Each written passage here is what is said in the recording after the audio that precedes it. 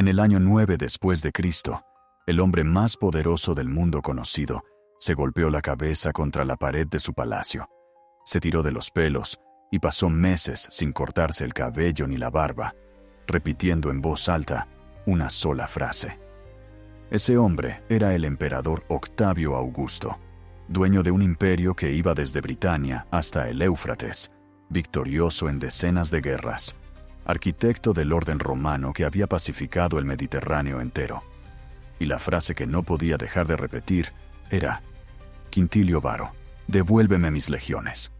3 legiones romanas, entre 16.000 y 27.000 soldados, según las distintas estimaciones, habían sido aniquiladas en 3 días en el interior de un bosque de Germania.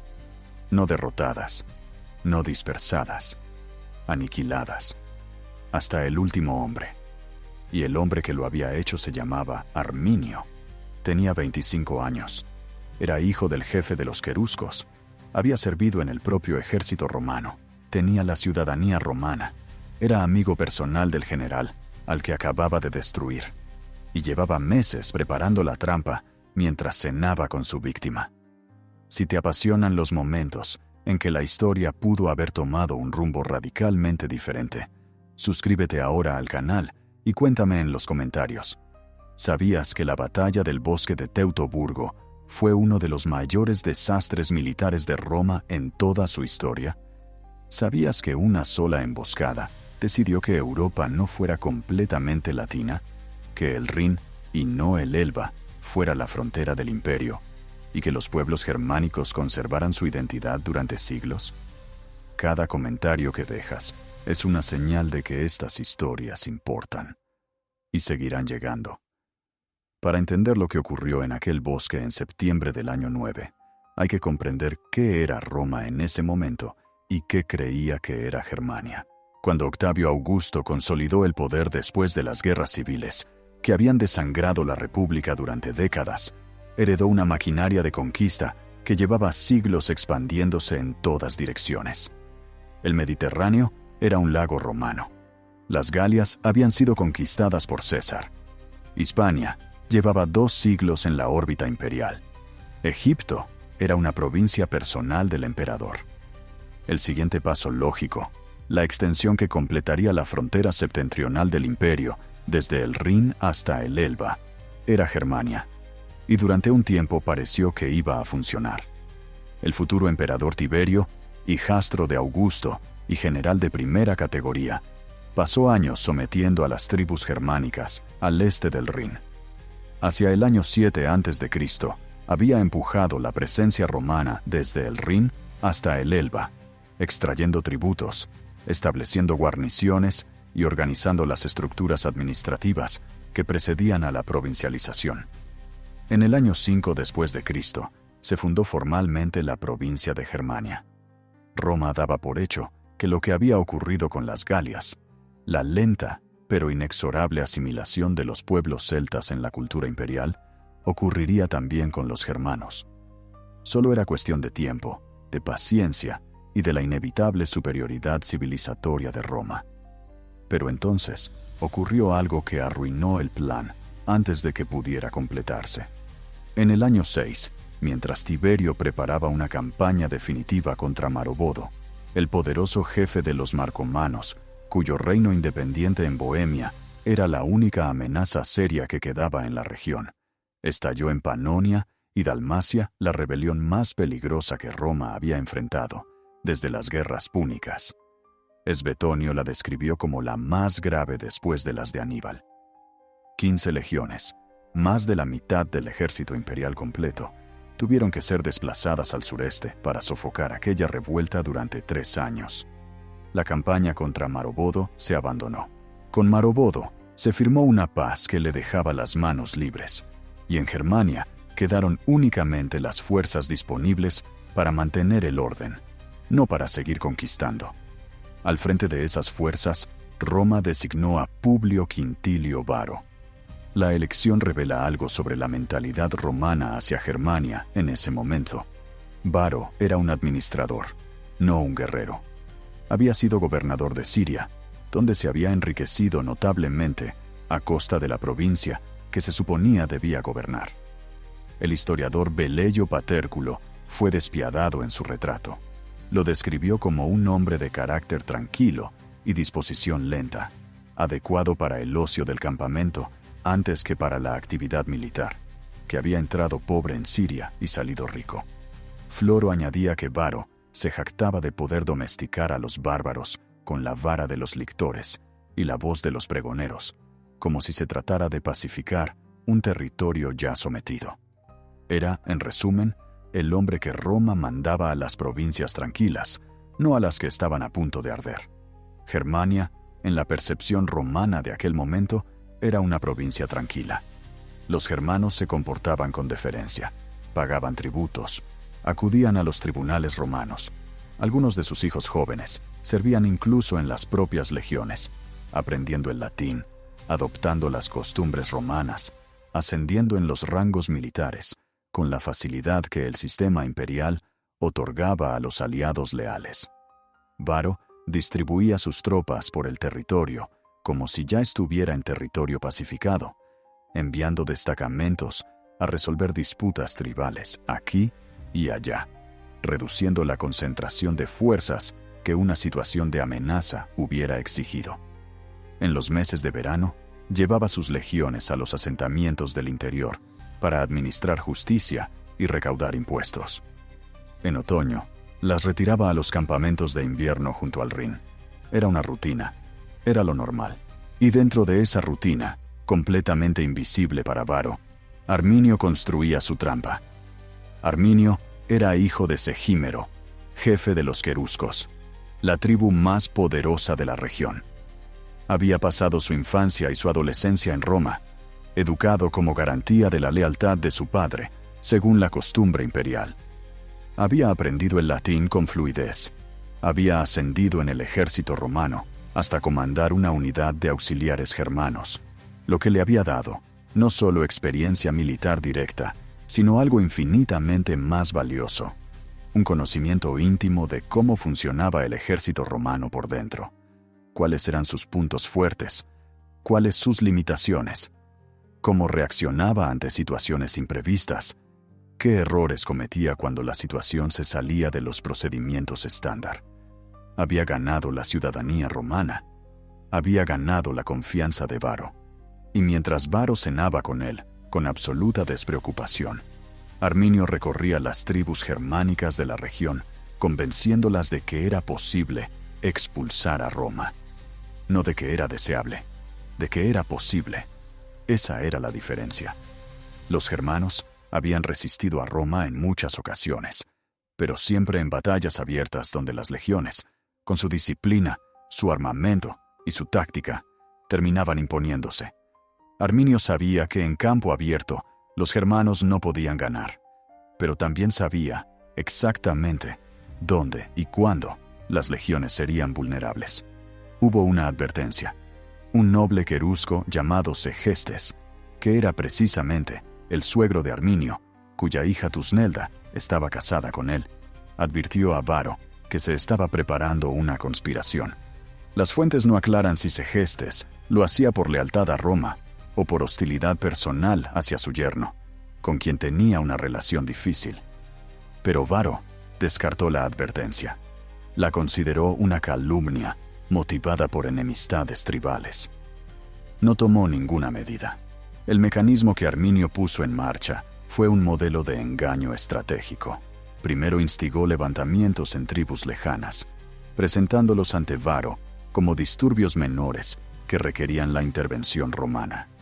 Luego, se ofreció voluntariamente a acompañar al ejército con sus propias fuerzas para ayudar a sofocarlos, ganando así información precisa sobre los movimientos de la columna.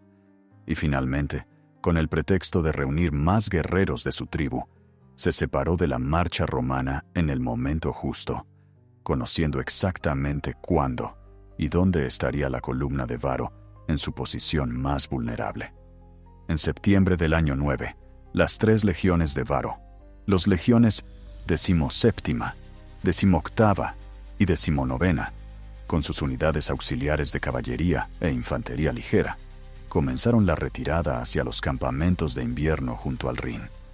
No marchaban en formación de combate. Marchaban como se marcha cuando no se espera peligro.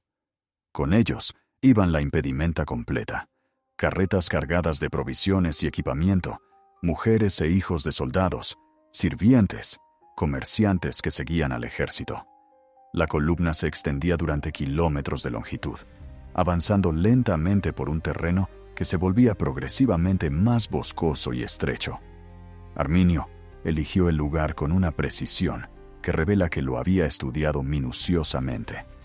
El corredor boscoso que discurría al pie de las laderas del Kalkriese, donde los árboles se apretaban hasta hacer imposible mantener la formación cerrada, en que las legiones eran invencibles, donde el terreno pantanoso, al flanco sur, impedía el movimiento libre de la caballería, donde una cresta natural al norte podía ocultar a miles de guerreros hasta el momento del ataque. Un lugar donde todas las ventajas romanas, la disciplina, la formación, la potencia de choque de los legionarios en orden cerrado, se anularían de golpe. El primer día de emboscada comenzó con lluvia, no una llovizna, una tormenta que empapó los escudos de cuero de los legionarios, inutilizó los arcos, convirtió el suelo en barro que atascaba los pies de los soldados, con armadura pesada, y las ruedas de las carretas.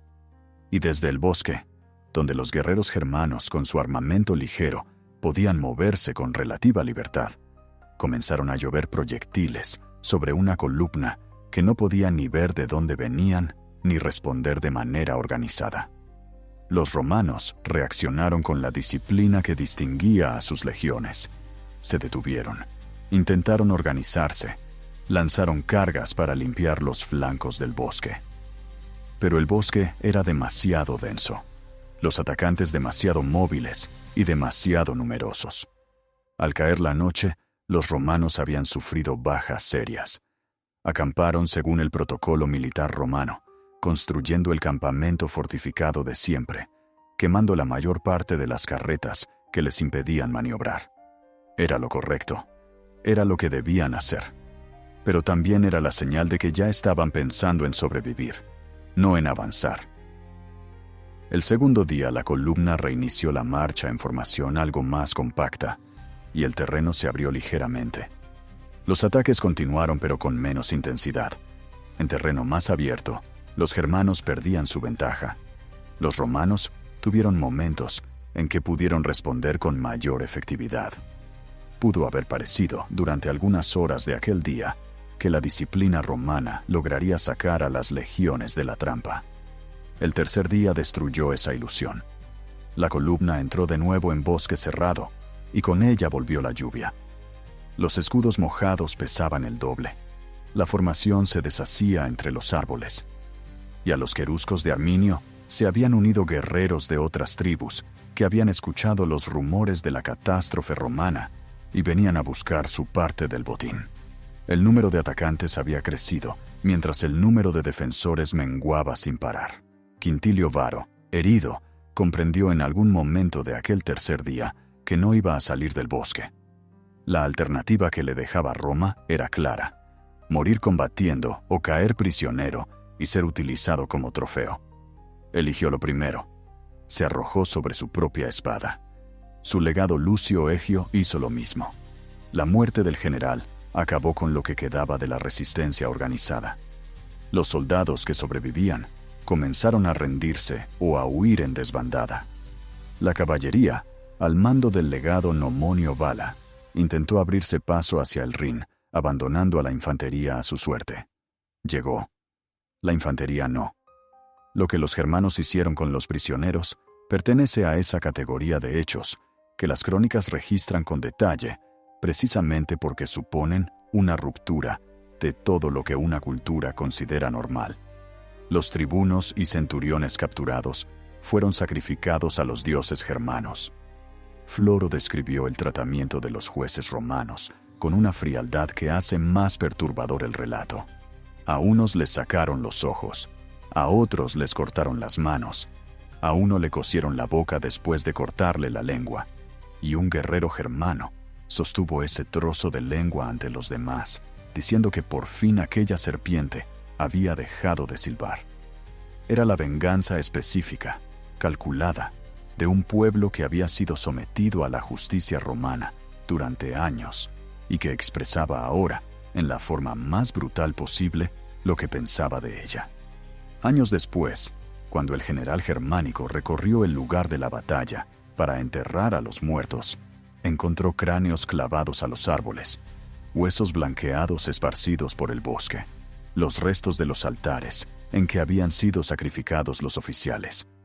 Los legionarios que cumplieron esa misión funeraria, muchos de ellos, hijos o parientes de los caídos, tuvieron que realizar su trabajo en un silencio de horror que Tácito recogió con una precisión que estremece 2000 años después.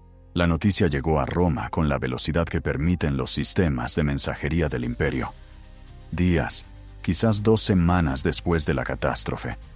El efecto fue el que Svetonio describió con esa imagen que no se olvida una vez leída.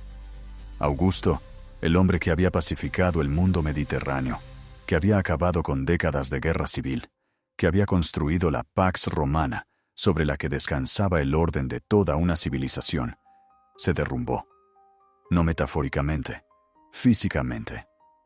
Se golpeaba la cabeza contra las paredes, no se cortaba el pelo ni la barba durante meses, y repetía en voz alta, de manera que quienes estaban cerca podían escucharle, el nombre de Varo, seguido de la misma súplica imposible.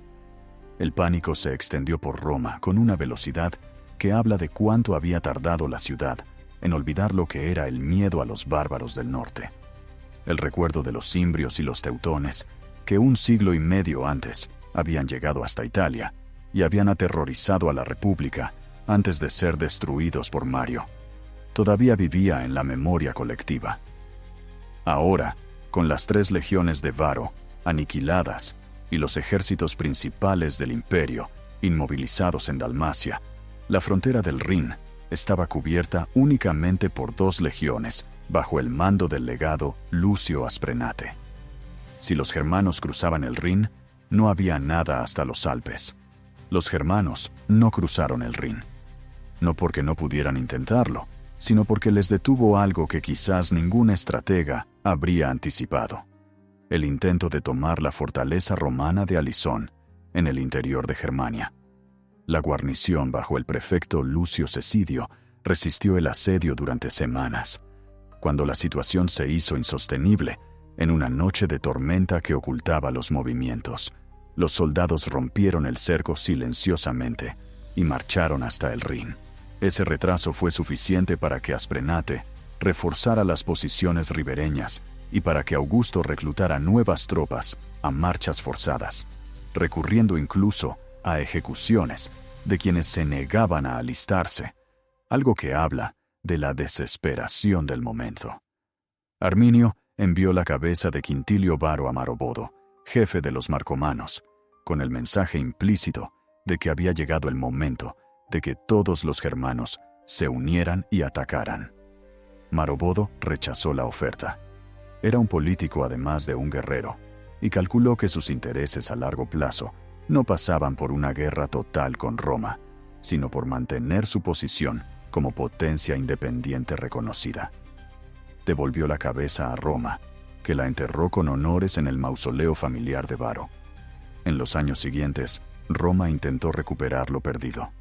Tiberio realizó expediciones de castigo a Germania que le granjearon honores militares, pero que no cambiaron el equilibrio estratégico.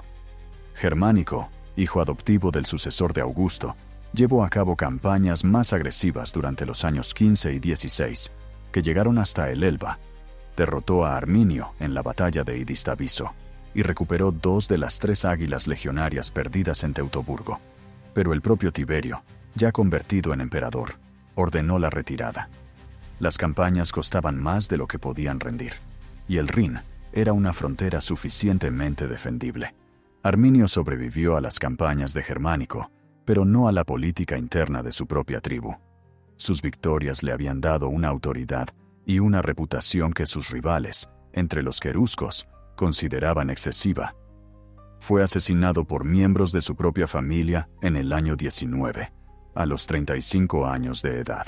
Tácito, que no le tenía simpatía particular, dado que había destruido legiones romanas, dejó escrita sobre él una frase que resulta extrañamente generosa, que fue sin duda el libertador de Germania, que no desafió a Roma en sus comienzos como otros reyes y caudillos, sino en el apogeo de su poder, y que había caído no vencido por el enemigo, sino traicionado por los suyos. Las consecuencias del bosque de Teutoburgo se midieron en siglos. Roma nunca volvió a intentar seriamente colonizar y provincializar los territorios al este del Rin. La frontera se estableció definitivamente en ese río, y los germanos que vivían al otro lado mantuvieron su lengua, sus costumbres, su estructura tribal, su identidad. Esa identidad sobrevivió al Imperio Romano, que cayó en el siglo V en parte precisamente a manos de los pueblos germánicos que nunca fueron asimilados. Los francos, los visigodos, los ostrogodos, los anglos y los sajones, que construyeron la Europa medieval, surgieron de ese sustrato cultural que Teutoburgo había preservado.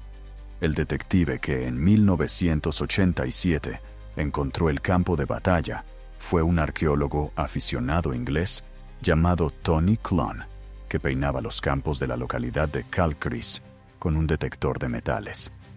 Encontró 162 monedas de plata del tiempo de Augusto y 3 proyectiles de plomo para honda.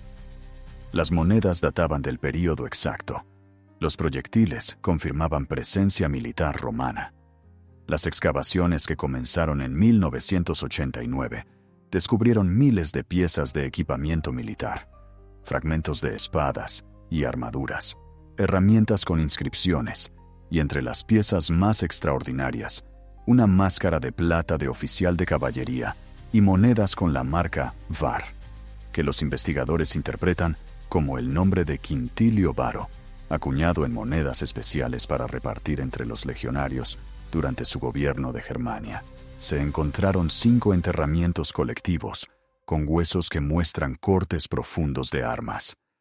En la ladera norte del cerro de Calcris, mirando hacia donde estuvo la columna romana, quedaban restos de la muralla de Turba, desde la que los guerreros de Arminio lanzaron su emboscada. El lugar exacto donde la historia de Europa tomó el camino que tomó, y no otro, resultó ser un campo al que los campesinos locales llamaban desde tiempos inmemoriales el Campo Dorado, porque de vez en cuando aparecían allí monedas antiguas de oro y plata. 2000 años de arado habían ido sacando lentamente a la superficie los restos del ejército de Varo. La tierra guardó el secreto durante 20 siglos. En Detmold, en la región de Westfalia, se levanta desde 1865 una estatua colosal de Arminio, con la espada levantada hacia el cielo. Durante el siglo XIX, cuando Alemania se construía como nación, Arminio se convirtió en el héroe fundacional del pueblo germánico, el símbolo de la resistencia a la dominación extranjera. Los nacionalistas alemanes lo adoptaron con un entusiasmo que en el siglo XX terminaría por contaminar su figura con asociaciones que el propio Arminio, hijo de una tribu del siglo I que no tenía ninguna noción de nación ni de raza en los sentidos modernos, no hubiera reconocido como suyas. Pero debajo de todas esas interpretaciones posteriores queda el hecho desnudo. Un joven de 25 años que había vivido entre los romanos, que hablaba su lengua y conocía sus métodos, que comprendía exactamente cómo funcionaba la máquina militar más eficiente de su época, decidió que esa máquina podía ser destruida si se encontraba el lugar correcto y el momento correcto. Lo encontró, lo ejecutó, y Roma, que había tragado culturas enteras, que había convertido a galos, iberos, griegos, sirios y egipcios en provinciales del imperio, se detuvo en el Rin y no volvió a cruzarlo con intención de quedarse. El bosque de Teutoburgo no fue solo una batalla, fue el momento en que Europa empezó a hacer 2 cosas al mismo tiempo: el mundo latino al sur y al oeste, y el mundo germánico al norte y al este. Una frontera que no dibujó ningún tratado, sino 3 días de lluvia, barro y emboscada. en un bosque del que nadie sabía el nombre exacto, hasta que un aficionado con un detector de metales empezó a cavar. Si esta historia te ha hecho pensar en cuántas veces el mundo fue algo diferente antes de ser lo que es, suscríbete ahora al canal y no te pierdas el próximo episodio. Aquí cada entrega rescata uno de esos instantes en que todo pudo haber sido diferente. Una batalla en un bosque, una traición entre aliados, una tormenta en el momento equivocado, y el mapa de la historia cambia para siempre. Cuéntame en los comentarios, ¿qué es lo que más te ha impactado de Teutoburgo? ¿La frialdad calculada de Arminio, engañando al hombre que confiaba en él como un amigo? ¿El derrumbe de Augusto, el hombre más poderoso del mundo, golpeándose la cabeza contra la pared? ¿O el hecho de que el campo de batalla estuvo perdido 2000 años y lo encontró un inglés con un detector de metales un sábado cualquiera? Cada comentario tuyo es combustible para el próximo episodio. Hasta entonces.